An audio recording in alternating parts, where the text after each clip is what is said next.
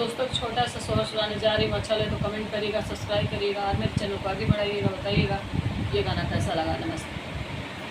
ओ जन कठरिया नहीं कोई बनिया तय अपने मायरिया भी न अपने मायरिया भी न हो सखिया केहू ना रंगई है चुनरिया तय अपने बाबा भी ना हो सखिया केहू ना रंगई है चुनरिया तय अपने बाबा भी ना हो।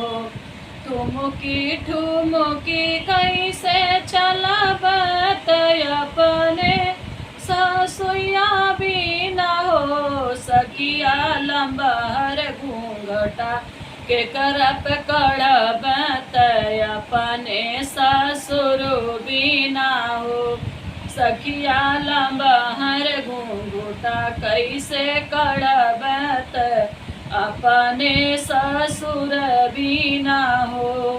अमकी झमकी कैसे बोलब तय अपने जेठानी भी न हो सखिया कैसे चलब राय पटरी लेके अपने ही जेठ भी न हो सखिया कैसे चलब हम रैया अतः अपने हो जेठ भी ना हो। केकरे साथ हम बैठब तय अपने देवरानी भी ना अपने देवरानी भी ना हो सखिया के करा से हंसी हंसी बोलब अपने देवर भी ना हो सखिया के करा से हंसी हंसी के बोलब अपने देवर भी ना हो।